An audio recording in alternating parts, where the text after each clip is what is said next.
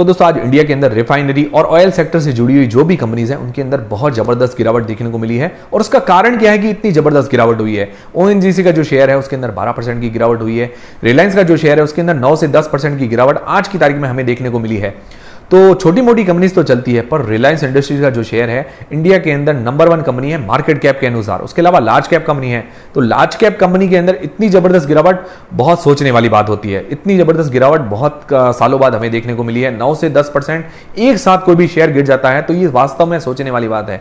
तो ऐसी गिरावट हुई क्यों है, क्या कारण है इसका कि ओएनजीसी का शेयर है, रिलायंस का शेयर है और भी जो रिफाइनरी ऑयल सेक्टर से जुड़ी हुई कंपनी है उनके अंदर इतनी गिरावट हमें देखने को मिली है। कारण क्या है इसका, और उसके अलावा इनका लॉन्ग टर्म में क्या इफेक्ट होगा, मतलब ये शेयर का फ्यूचर के अंदर इनका फ्यूचर क्या होने वाला है, फ्यूचर के अंदर इनके फंडामेंटल्स पर क्या इफेक्ट होगा, वो सारी चीजों के बारे में हम इस वीडियो के अंदर बात करेंगे। तो सबसे पहले जानते हैं कि कारण क्या है कि इसका जो ये शेयर जो है इतने ज्यादा गिरे हैं। तो सबसे पहली बात जो है रिफाइनरी ऑयल सेक्टर से जुड़ी जो भी कंपनीज है वो क्या है कि जो भी रिफाइन करके पेट्रोल, डीजल और एटीएफ होता है जो भी एविएशन टर्बाइन फ्यूल जो कि एरोप्लेन और हेलीकॉप्टर के अंदर जाता है, तो वो क्या है कि रिफाइन करके अमेरिकन और यूरोपियन मार्केट्स के अंदर बहुत ज्यादा हाई प्राइस पर बेचते थे। हाई प्राइस पर बेचने के कारण क्या है कि इनके प्रॉफिट मार्जिन बहुत जबरदस्त थे। इस कारण क्या है कि इंडियन गवर्नमेंट ने अभी फैसला लिया है कि जो भी ये एक्सपोर्ट करते हैं उस पे ऊपर टैक्स जो है बढ़ा दिया है। अभी आप देख रहे हैं कि क्रूड ऑयल के दाम बढ़ गए हैं, इसके कारण पेट्रोल डीजल के भी दाम बढ़े हैं। तो क्या है कि अमेरिकन और यूरोपियन मार्केट्स के अंदर मतलब पैसा अच्छा बन जाता था, मतलब मुनाफा अच्छा हो जाता था इन कंपनीज को,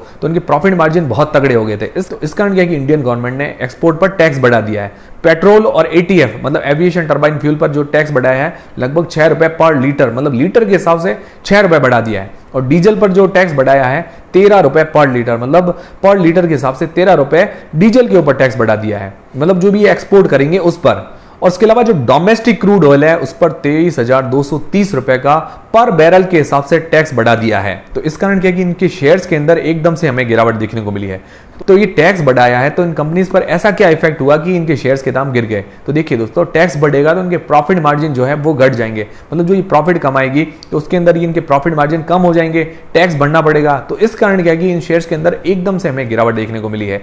तो अगले जो फाइनेंशियल ईयर के रिजल्ट आएंगे उसके अंदर इनके प्रॉफिट मार्जिन थोड़े घटे हुए होंगे, मतलब जो प्रॉफिट है वो थोड़ा घटा हुआ होगा। इस कारण इन शेयर्स के अंदर हमें गिरावट देखने को मिली है। रिलायंस का जो शेयर है लगभग 9 से 10% के आसपास गिरा है।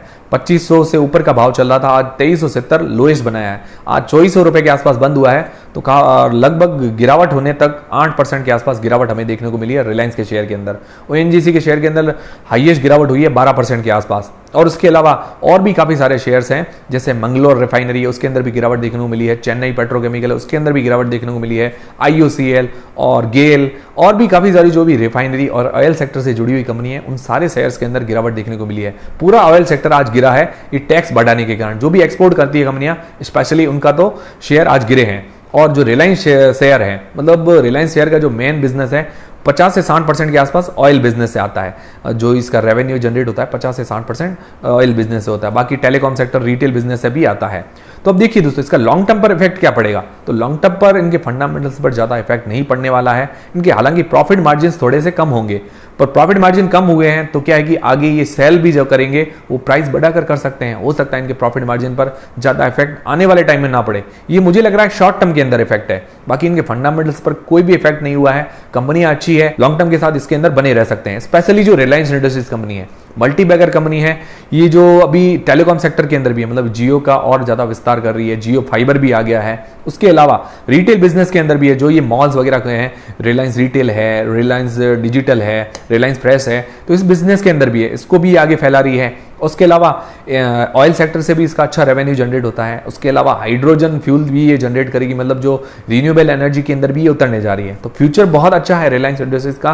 तो अभी अगर ये गिरावट हुई है तो अभी आप ये मान सकते हैं ये शेयर हमें सस्ता मिल रहा है। तो अभी सस्ते के अंदर इस शेयर के अंदर हम फायदा कमा सकते हैं, सस्ते के अंदर शेयर्स के अंदर एंट्री बना सकते हैं। जो भी फाइनेंशियली फंडामेंटली अच्छे स्टॉक हैं रिफाइनरी ऑयल सेक्टर से जुड़े हुए, तो उनके अंदर अभी आप एंट्री बना सकते हैं। उनके अंदर गिरावट हुई है तो उसका फायदा कमा सकते हैं। इसके अंदर घबराने की कोई ऐसी बात नहीं है, इनके फंडामेंटल्स पर कोई भी इफेक्ट नहीं हुआ है, तो आपको कोई भी चिंता करने की जरूरत नहीं है। बस अभी जो गिरावट हुई है उसका आप फायदा उठाएं, धीरे धीरे करके शेयर्स के अंदर एंट्री बना सकते हैं। स्पेशली रिलायंस इंडस्ट्री का जो शेयर है उसके अंदर आप एंट्री बना सकते हैं, बहुत बढ़िया शेयर है। और उसके अलावा भी रिलायंस जियो का जो चेयरमैन अभी बनाया गया है आकाश अंबानी को, मतलब जो मुकेश अंबानी के बड़े बेटे हैं, उनको अभी इसका चेयरमैन बनाया गया है। मुकेश अंबानी अपने चेयरमैन के पद से हट गए हैं। तो ये भी अच्छी बात है, इसका फ्यूचर आने वाले टाइम में अच्छा होगा, क्योंकि अब जवान आदमी जो है चेयरमैन बन रहा है तो फ्यूचर तो अच्छा होना ही है, नए फैसले लाएगा। आकाश अंबानी ने ही रिलायंस जियो को आगे बढ़ाया, मतलब जो टेलीकॉम सेक्टर के अंदर रिलायंस इतनी आगे बढ़ी है वो आकाश अंबानी के कारण ही बढ़ी है, मतलब उनकी सोच के कारण। तब ये जवान आदमी है, नई सोच होगी, तो इसका मतलब कि रिलायंस का फ्यूचर भी आगे अच्छा हो सकता है। और इसके मैंने आपको बताया प्रोजेक्ट्स भी काफी अच्छे चल रहे हैं, तो फ्यूचर अच्छा है, कोई भी चिंता करने की जरूरत नहीं है। तो उम्मीद करता हूं हमारा वीडियो, हमारी जानकारी आपको पसंद आई होगी। अगर हमारा वीडियो, हमारी जानकारी आपको पसंद आई है तो वीडियो को लाइक जरूर करें और दोस्तों चैनल को सब्सक्राइब कर लें। ऐसे और भी जानकारी रिलेटेड वीडियोस हमारे चैनल पर आपको मिलते रहेंगे। मिलते हैं दोस्तों नेक्स्ट वीडियोस के अंदर।